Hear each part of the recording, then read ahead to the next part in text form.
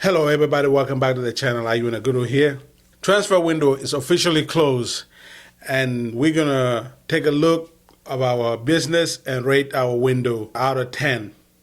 Also, we're gonna take a look, see the areas that we neglected, that we didn't fully address, and we're gonna officially talk about the bomb squad that finally left United.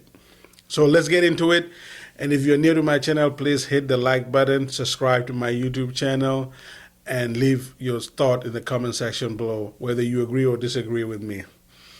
And again, please hit the like button and subscribe. Let's dive into it. So, in terms of incoming, we all know we got Benjamin Sesko, we got Brian Bremo, and we got Matheus Cunha. We literally reconstruct our entire front three. And that has been that business I am happy with. I am satisfied, and incredible business. But there was two areas that we really needed to address after the business we have done. Two main areas. I feel like one, we semi-address it, and the second, we completely just ignore it, and we left it the way it is. And I'm half bad feeling that that's going to come and bite us in the back as the season goes on. But let's dive into it. Number one, goalkeeper. We signed a young goalkeeper from Belgium that's going to come in. Most likely people thought he was going to come in and compete for this place with Andre Onana. But given the way the season has gone, and with virtually Bayendia as the starting goalkeeper, he might end up being the number one at a young age. And I'm not quite sure that's the correct area. Because putting that guy in the deep end at Manchester United in one of the most crucial positions on the pitch, I don't know if he had the temperament or the confidence to deal with the pressure that comes with playing for Manchester United. But we'll find out, because of the current situation, he has to. Because Onana and Bayendier are almost like Mendama. Either one you put in, we concede goals through their sometimes mind-blowing, stupid mistakes. So Lehmann, who just signed from Belgium team Antwerp, is going to be the starting goalkeeper as the season goes on. Chances Bayendier might end up starting the next couple of games, but he's going to come in and he's going to start right away. Not right away, but maybe 2 games in. So to me, the reason why I say this position, we kind of semi-solve it, but not actually solve it, is because we need a number one right now. We need somebody to walk into that door and demand to be the number one from the offset. Not because the other guys are bad, but because he's so much better than them.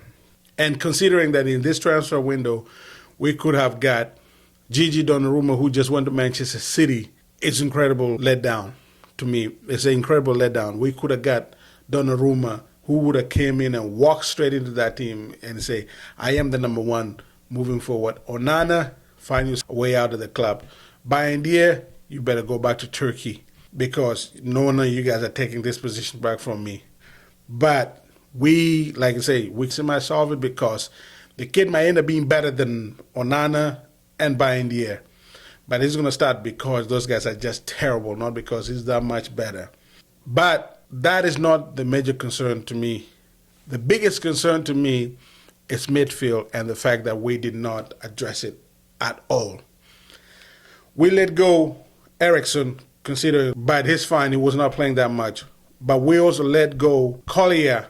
Collier was the energy and the engine guy when the manager need a little bit of size and physicality. He bring Collier in. We let him go on loan. And now in our midfield, we left with Bruno Fernandes, very not number 8. We got aging Casemiro, and it's going to get worse the more the season goes on. You got Manuel Ugarte and Kobbie Mainoo. So those are the 4 midfielders. Kobbie Mainoo seemed not to be rated by the manager because he's competing with Bruno, and we know Bruno don't get subbed, don't miss games. So basically, he's a backup for good. Casemiro cannot cover the ground like he used to anymore. We can play well against Arsenal. I don't know. Everybody, because of Arsenal game, everybody just using that as case study as to what could happen with this lineup. Ignoring every other 29 games in the Premier League, where this midfield hasn't worked. And this midfield is going to become an issue as the season goes along because it's incredibly light when it comes to hard work, physicality, and legs, and quality. Because one might have one quality and doesn't have the other. Casemiro don't have the legs anymore, even though he's okay on the ball. Ugarte is terrible on the ball, but got the legs. Manu is incredible on the ball, don't have the legs. Bruno is just Bruno. It's better going forward where he can create chances. It's not good deep because he's constantly making these Hollywood balls and being a little bit erratic. And that's not a good trait for a central midfielder. So as going the whole summer without actually addressing the midfield and not getting a proper defensive midfielder in that position, it's going to come back and bite us at the later stage as the season goes on. Because if we can get overrun by Fulham, if we can get overrun by Grimsby Town in midfield, the more Premier League team are going to start to look at that, and the crazier and the more dangerous it's going to be for us. But that's what they did. They decide the signing for midfield is going to wait until next year, which to me, I don't get it. Saving a little bit of money right now so you can buy next year. What about if you don't qualify for the Euro again? That costs you more money, especially with your Adidas deal and all of that, a tie to be able to qualify for European tournaments. So I think it's a big miss that they did not address the midfield at all. And like I say, it's going to come and hurt them as the season goes on. So that's what we do in terms of incoming. Now with outgoing, everybody's celebrating it. Everybody is celebrating the fact that NEO have sold players and that, we're not going to be a mug and all of that. In reality, if you look at every single player that we have sold, with the exception of Malacia, who's still at the club, have got exactly what they wanted.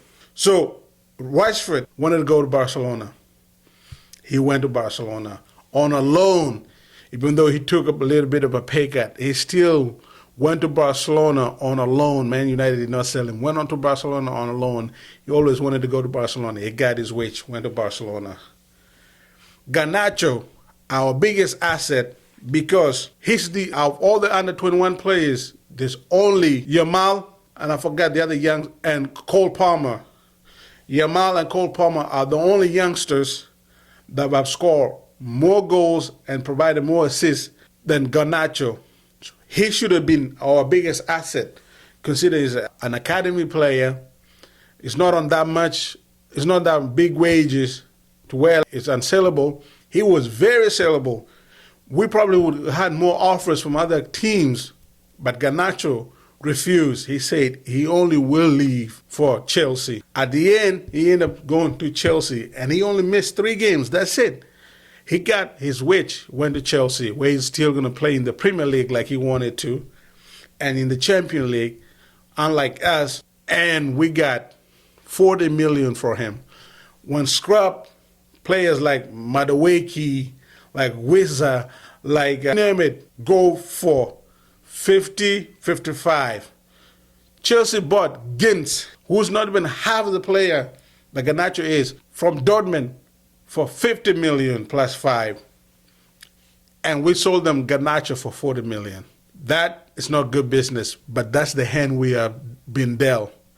But it's a hand we have been dealt by our own doing, because we forced the people to go train by themselves. We told everybody we don't really want them, no matter what. Jadon Sancho been rejecting like deals from right all summer long.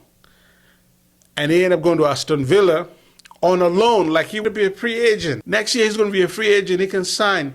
In January he can sign with anybody, where he's going to get a huge signing on bonus and get to pick which team he go to. So he got exactly what he wanted. So what exactly did Manchester United get besides just selling everybody on a cut price? But again, it's a manager prerogative that he didn't want these players.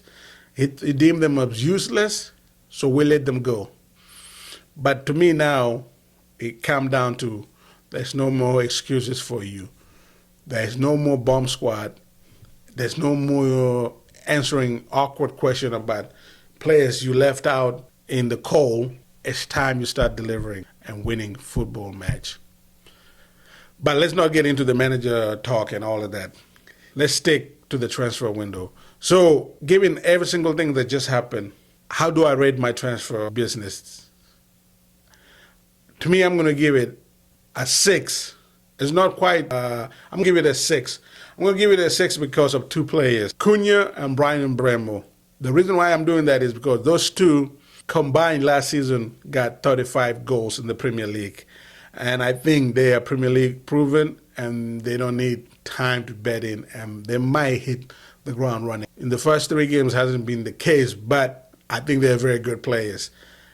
And then you have Benjamin Sesko, who to me is a big potential striker, but is still Højlund-like. Not really in the mood of getting young strikers that we know we're not going to develop properly like Højlund was. So I'm not too excited, but I'm not too down about Sesko. I'm giving the transfer window a 6 because I do still think we still managed to get rid of the players that we won, even though at the end we had to give in to what they wanted.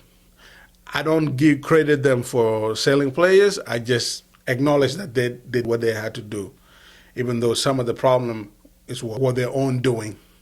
The only thing that was against them is the contract that were given prior to their arrival. But the treatment in which way those players were treated to where their value tanked, in the case of Garnacho, was their doing. But nevertheless, they had a decent transfer window.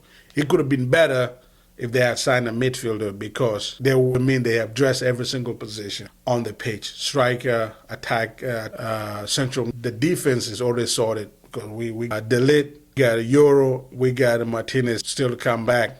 And the goalkeeper, they might address it. I think they could address it better, but that's me nitpicking about what could have been. So a solid 6, not bad, not great transfer window. What do you guys think about it? Do you think we had a better transfer window than I'm giving it credit to? Or do you agree that this was an okay transfer window? Leave your thought in the comment section below, and I'll catch you guys on the next one. Peace.